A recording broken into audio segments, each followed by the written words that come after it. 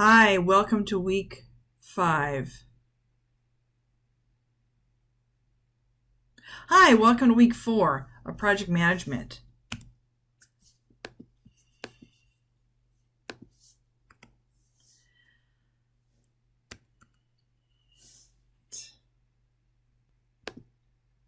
Hi, welcome to week 4 of project management. I want to go over a few things that some of you need a little bit of practice on for this week. So let's get going here. The course learning objectives were the same as from last week, so I'll skip those over. And here's where we ran into a little bit of a snag. Some of you did a fantastic job, and some of you just weren't sure how to go about this problem. It says, assume the following network diagram with the following activity durations. And they have activity A, B, C, D, and E. And the first question is, when is the earliest time that activities A through D can start? And the second question is, what about activity E? If you were project manager managing the schedule excerpt, what concerns might you have, if any, regarding the risk of activity E beginning on time? And 3, what general rule or management principle could you derive from this network excerpt? Okay, so the first thing I would do if I see this diagram is I'd make a chart and I'd list each activity like I did right here. And I also list the duration, and they gave the durations. A, the duration is 10. I don't know if that's 10 minutes, 10 days, 10 months, whatever. I'll say days. 10 days.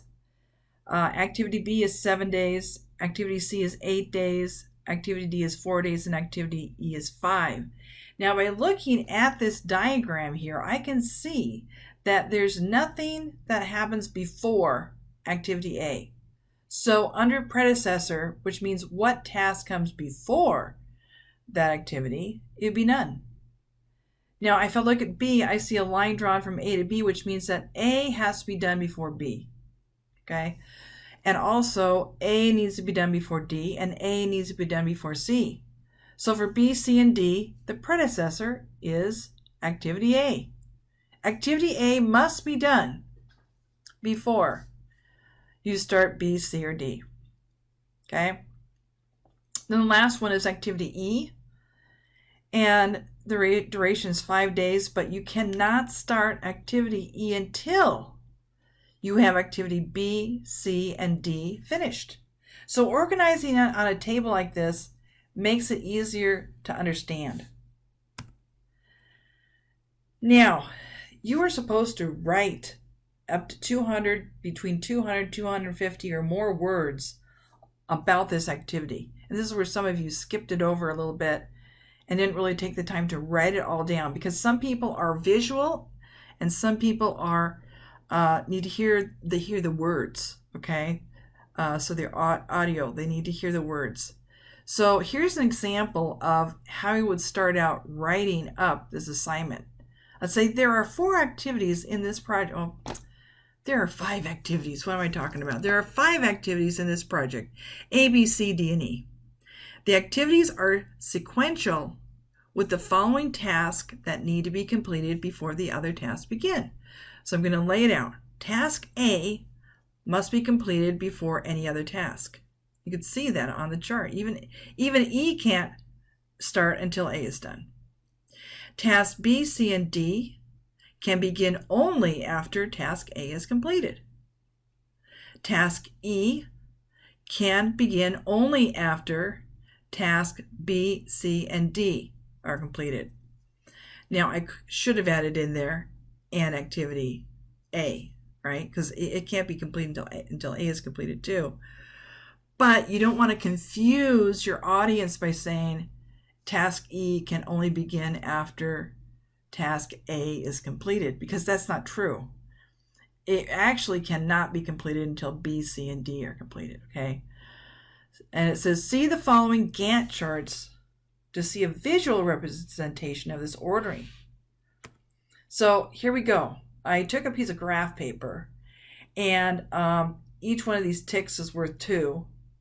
So we have A takes 10 days. So I made a bar that's 10 days long, okay? B takes 2, 4, 6, 7 days. So I made the bar 7 days. It's an orange one. Then C is 8 days. And D is 2, 4 days. Okay?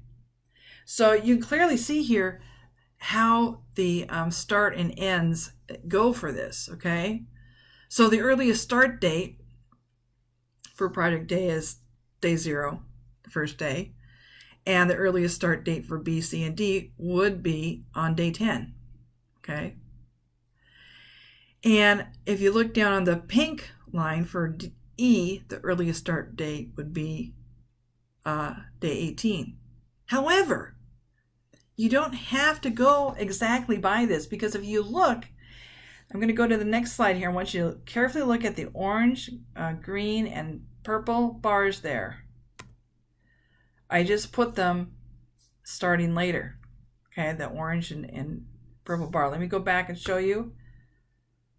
And let me go back here.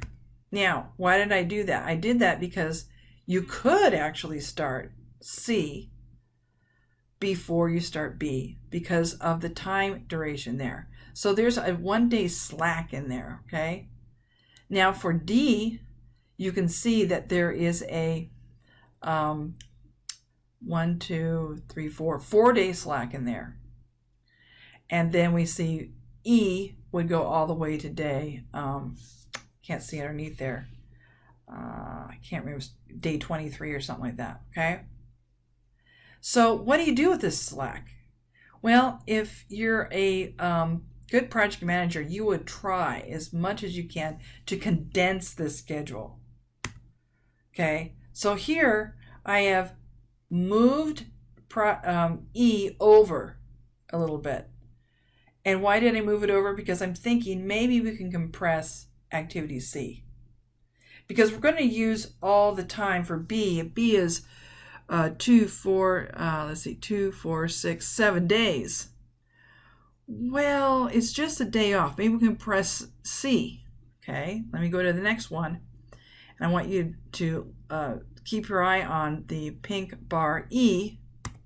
Could we compress it even more? Could we compress the schedule to get rid of slack that we have on activity D? Well, there's a lot of factors that determine that, okay? A lot of factors that do. But I'm just saying this is a scenario. I wanted to show you that. Now, we got this one with this one student, I can't say the name, did an excellent job here on putting these things in a graphic organizer. Now, if you notice, up in the right-hand top corner, I've put what these boxes mean, okay, and how you do this. So you have the earliest start date on the upper left-hand corner and the earliest finish date on the upper right-hand corner. So as you see here, this student has done a great job here. And the duration here for B is actually 7. The duration for A is 10. The duration for C is 8. E is 5. D is 4. So you can see that right smack in the middle, those are the actual durations. But there's a little bit of leeway here with the earliest start date and the earliest finish time. Okay? So this was a really good diagram to show how these play out. So the earliest completion date, if you look at E, is 23 days, or day 23. And the earliest start date is day 18. Okay, so take a look at that. That's a really good graphic visualization there. Now here's the answers here. The earliest times: A, day 0; B, day 10; C, day 10; D, day 10; E, day 18. Those are the earliest start times. Okay. Now I see that this diagram here shows something about float. We're not talking about float right now, but this gives you an idea of how to diagram this. So I've showed this here, how it coincides with this Gantt chart, and how the earliest start time for E is actually day 18. Now somewhere I made a little bit of an error because I'm showing it day 19. I have to go back and check that. If you find the error, let me know. Okay, now what is the expectation for this discussion post? It needs to be a minimum of 250 words, not including the references. Now, talking about references, what kind of references would support your reasoning for this answer? You might say, oh, this is the way to calculate it. Well, can you reference that with someplace in the PMBOK reference book, or with some other article you read about project duration? You need to list at least one high-level scholarly or professional reference in APA format for this post. The other thing you need to do is you need to justify the compression of a project with actual data. So, for example, if I'm a stakeholder, or say I'm even someone who's funding the project, and you're going to tell me that it can be done in 18 days instead of 23 days, and it's going to save me time and money, or maybe it won't save me time and money. Maybe the rush charge is going to increase the cost. You need to justify, have other projects being compressed like this? For example, building a swimming pool. Is it possible to compress down the schedule if you have more people working on the project? Probably so. But then there's the cost of adding those additional resources to the project, okay? So you need to make a little write-up here for this discussion post. This discussion post is so complex that I would even kind of categorize it more of an assignment than a discussion post, because there is a lot into it, okay? The week 4 discussion 2, we've already talked about. We talked about the last webinar is, should all project activities that are considered highly important be placed on the project critical path? And we talked about this. Probably yes, but it depends. There's so many factors in project management that you have to consider that it just depends. But to have one critical path that you can say this is the critical path is always helpful when you're talking to stakeholders, people who are funding the project, the team members, those sorts of things, okay? I think that's all I have for you here. Oh, nope, I got week 4 assignment part 1.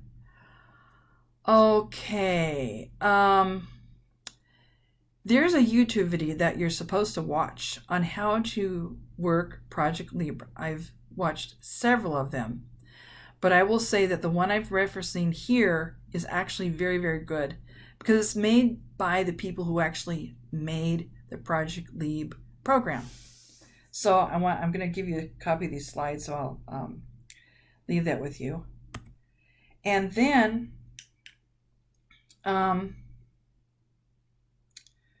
this is part of the assignment. I just wrote down all the steps here. If you have any questions with them, you can, but it says here, using the example of the office relocation program as provided in the course syllabus, that's where you'll find that file. Enter the work breakdown structure elements into Project Libre. So this is a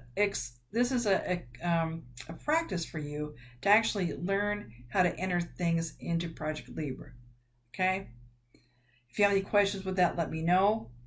The last time I taught this course, I actually let students use their own project to put into Project Libre, and I found it a lot more relevant to the students.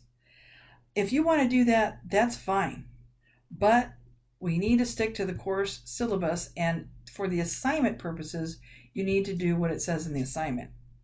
But on the side, if you want to, work on your own private project and practice this, that's fine. That's actually a good thing to do. Otherwise, why are we taking the course? We need to take the course to learn the software and learn the principles of project management. I've really enjoyed reading all your posts. I think that's all I have here.